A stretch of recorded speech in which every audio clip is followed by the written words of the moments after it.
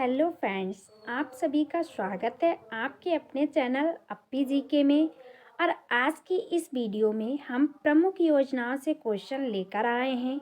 इनमें से कई योजनाएं ऐसी रहीं जो हमारी रोज़मर्रा की ज़िंदगी पर असर डालने वाली साबित हुई है। हम आपको बता रहे हैं 2021 की ऐसी ही बड़ी योजनाएं जिन्हें भूल पाना कभी संभव नहीं होगा। तो फ्रेंड्स, आपका बहुमूल्य समय बर्बाद ना करते हुए वीडियो को स्टार्ट करते हैं। हमारा पहला क्वेश्चन है, question number 1, Ayushman Bharat CPF health care योजना किसके द्वारा शुरू की गई है?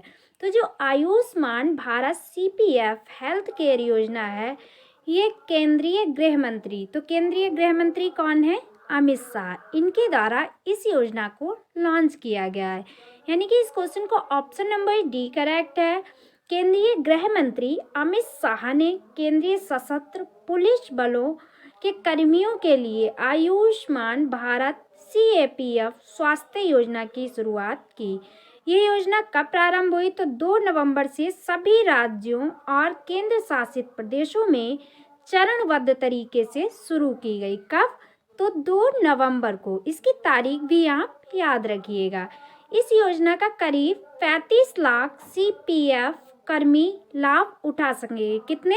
तो 35 लाख कर्मचारी जो हैं वह इस योजना का लाभ उठा सकेंगे। अब फ्रेंड्स, नेक्स्ट क्वेश्चन देखते हैं। क्वेश्चन नंबर 2 है, 2021 में ग्राम उजाला योजना किसके द्वारा प्रारंभ की गई? तो जो 2021 में ग्राम उजाला योजना है, इसे बिजली मंत्री आर के सिंह ने वाराणसी ग्राम उजाला योजना शुरुआत की। यानी कि आर के सिंह, ये कौन है? तो बिजली मंत्री है। यानी कि इस क्वेश्चन को ऑप्शन नंबर सी करेक्ट है। अच्छा, ग्राम उजाला योजना के तहत सरकार जो है ग्रामीण क्षेत्रों में दुनिया के सबसे सस्ते एलईडी बल्ब जो हैं उन्हें 10 रुपये में प्रदान करती है। कितने में? तो 10 रुपये में प्रदान करती है। इसका उद्देश्य क्या है? तो उत्तर प्रदेश के ग्रामीण नागरिकों के लिए बेहतर जीवन स्तर, अधिक आर्थिक गतिविधि, वित्तीय बचत और बेहतर सुरक्षा को बढ़ावा देना है, जबकि अन्य राज्यों में भी इसका विस्तार करना है।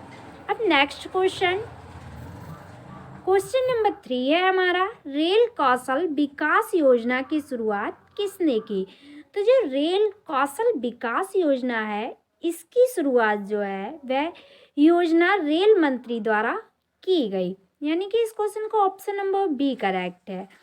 रेल कौशल विकास योजना रेल मंत्री द्वारा की गई। यह जो है प्रधानमंत्री कौशल विकास योजना के तत्वाधान में एक कार्यक्रम है। योजना के तहत जो है वह रेलवे प्रशिक्षण संस्थानों के माध्यम से युवाओं को उद्योग और प्रासंगिक कौशल में प्रवेश स्तर का प्रशिक्षण प्रदान किया जाएगा। इसके तहत रेल कौशल विकास योजना के तहत 3 साल की अवधि में कितना? तो 3 साल की अवधि में 50,000 कितना? 50,000 उम्मीदवारों को प्रशिक्षण प्रदान किया जाएगा। ये शुरुआत में 4 ट्रेंडरों, वेल्डर, इलेक्ट्रीशियन, फिटर और मशीनिस्ट में 1,000 उम्मीदवारों को प्रदान किया जाएगा। स्टार्टिंग में 4 पदों में कितने में? तो 1,000 उम्मीदवारों को प्रदान किया जाएगा। अब नेक्स्ट योजना देखते हैं। क्वेश्चन नंबर 4 है, किस योजना के तहत national master plan for multi modal connectivity plan launch किया गया है? तो ये किस योजना के तहत जो है multi modal connectivity plan launch किया गया है? प्रधानमंत्री गति शक्ति योजना के तहत। यानी कि इस क्वेश्चन को ऑप्शन नंबर ए करेक्ट है। हाल ही में केंद्र सरकार ने लॉजिस्टिक लागत को कम करने के लिए समन्वित और बुनियादी अवसंचार परियोजनाओं के निष्पादन हेतु महत्वाकांक्षी गति शक्ति योजना या बोले तो national master plan for multi modal connectivity plan launch किया है। गति शक्ति योजना जो है वह सही दिशा में उठाया गया एक कदम है। हालांकि इसे उच्च सार्वजनिक व्यय से उत्पन्न संरचनात्मक और व्यापक आर्थिक स्थिरता संबंधी चिंताओं को दूर करने की आवश्यकता है। अब फ्रेंड्स, अगला क्वेश्चन देखते हैं। क्वेश्चन नंबर 5 है हमारा, केंद्र सरकार द्वारा पिछड़ा वर्ग, अनुसूचित जाति व अन्य वर्गों के कौशल विकास के लिए कौन सी योजना शुरू की है? तो अभी हाल ही में केंद्र सरकार द्वारा पिछड़ा वर्ग, अनुसूचित जाति व अन्य वर्ग व्यक्तियों के लिए पीएम दक्ष योजना की शुरुआत की, यानी कि इस क्वेश्चन को ऑप्शन नंबर सी करेक्ट है। इस योजना के तहत केंद्र सरकार द्वारा पिछड़ा वर्ग, अनुसूचित जाति व अन्य वर्गों के व्यक्तियों के कौशल विकास हेतु एक और नई योजना प्रधानमंत्री दक्ष योजना की शुरुआत की गई। इस योजना को प्रधानमंत्री दक्षता और कौशलता संपन्न हितग्राही योजना के नाम से भी जाना जाता है। किस नाम से? तो कौशल संपन्न हितग्राही योजना। इस योजना के माध्यम से लक्षित समूहों को कौशल विकास हेतु प्रशिक्षण दिया जाएगा। ऑनलाइन आवेदन कर पात्र लाभार्थी योजना का लाभ उठा सकते हैं। ये योजना जो है वह ऑनलाइन इसका लाभ उठाया जा सकता है। अब फ्रेंड्स नेक्स्ट क्वेश्चन देखते हैं, क्वेश्चन नंबर 6। क्वेश्चन नंबर 6 है हमारा, आरबीआई एकीकृत लोकपाल योजना किस राज्य में लॉन्च हुई? तो उत्तर प्रदेश में। लोकपाल योजना भारतीय रिजर्व बैंक विनियमित संस्थाएं जैसे कि एनबीएफसी है और प्रीपेड इंस्टीट्यूटमेंट प्लान द्वारा प्रदान की जाने वाली सेवाओं में कमी से संबंधित ग्राहकों की शिकायतों का निवारण प्रदान करने के लिए ये योजना लॉन्च की गई है। अब फ्रेंड्स अपने नेक्स्ट क्वेश्चन की तरफ बढ़ते हैं, देखते हैं।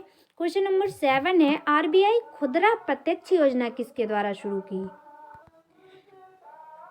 तो जो आरबीआई खुदरा प्रत्यक्ष योजना है, ये हाल ही में प्रधानमंत्री ने खुदरा निवेशकों के लिए सरकारी बॉन्ड बाजार खोलने के लिए भारतीय रिजर्व बैंक यानी कि खुदरा प्रत्यक्ष योजना की शुरुआत की। तो इस क्वेश्चन को ऑप्शन नंबर बी राइट है। इस योजना के तहत खुदरा निवेशकों को आरबीआई के साथ खुदरा प्रत्यक्ष गिल्ट खाता खोलने और बनाए रखने की सुविधा होगी। इस कदम का उद्देश्य क्या है? तो सरकारी प्रतिभूति बाजार में विविधता लाना है, जिसमें बैंकों, बीमा कंपनियों, म्यूचुअल फंड जैसे अन्य संस्थागत निवेशकों का वर्चस्व है। अब नेक्स्ट क्वेश्चन देखिएगा, क्वेश्चन नंबर 8 है, प्रधानमंत्री नरेंद्र मोदी 7,287 गाँव में 4G नेटवर्क योजना के कितने रुपए का अनुदान दिया है? तो जो प्रधानमंत्री नरेंद्र मोदी हैं, इन्होंने 7,287 गाँव में अब 4G नेटवर्क योजना के तहत जो है वह कम से कम 7,287 गाँव को 4G नेटवर्क प्रदान करने के लिए प्रधानमंत्री नरेंद्र मोदी ने 6,466 करोड़ यानी कि 6,466 करोड़ अनुदान दिया है, यानी कि इस क्वेश्चन को ऑप्शन नंबर डी करेक्ट है। इस पैकेज में इन्होंने इतने रुपए की राशि दी है और उनके योजना के अनुसार अगले 18-24 महीनों में 4G नेटवर्क सेवा इन गाँव में मुहैया हो जाएगी।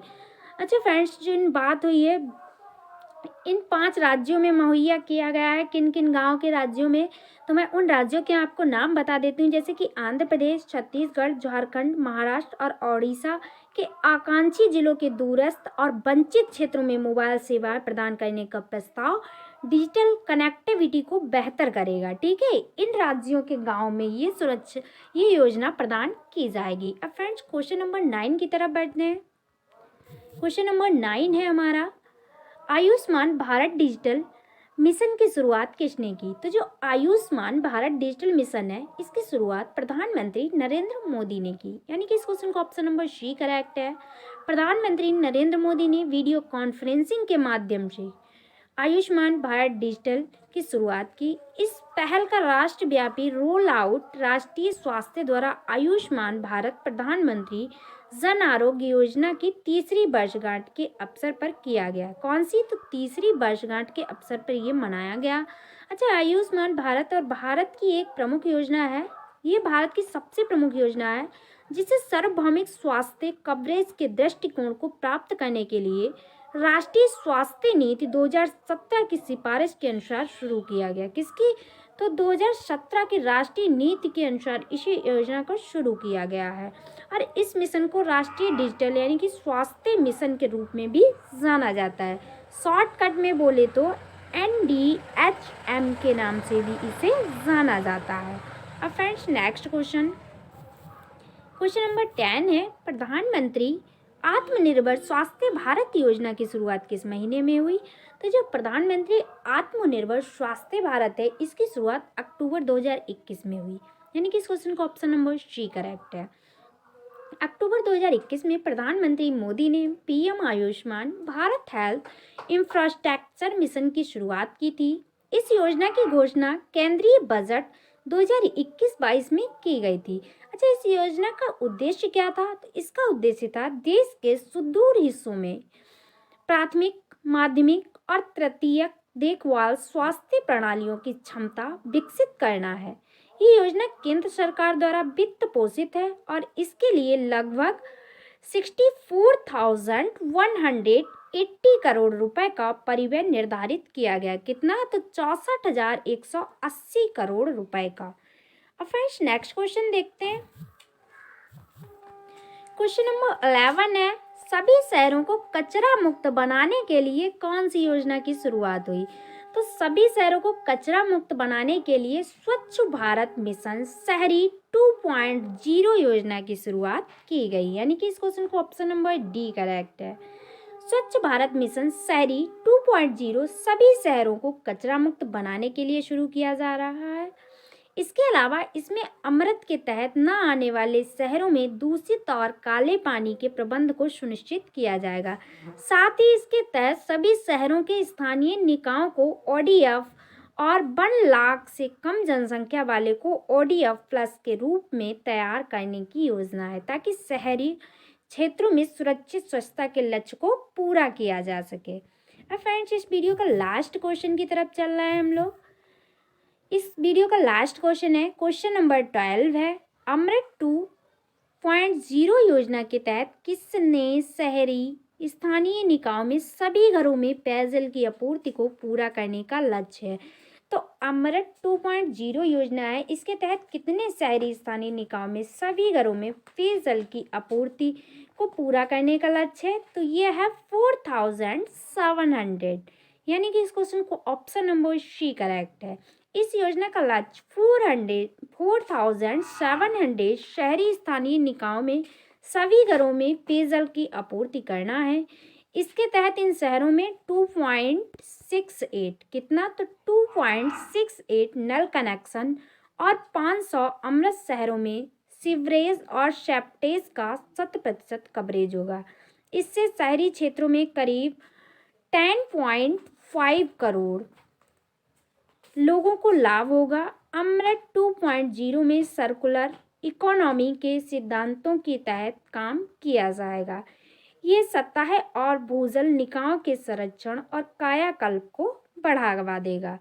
तो फ्रेंड्स आज की वीडियो में बस इतना ही था, और अगर आपको वीडियो पसंद आई है, अगर इनमें से कोई भी योजना आपके लिए हेल्पफुल है, तो आप कमेंट बॉक्स में वो योजना लिखकर हमें बता सकते हैं।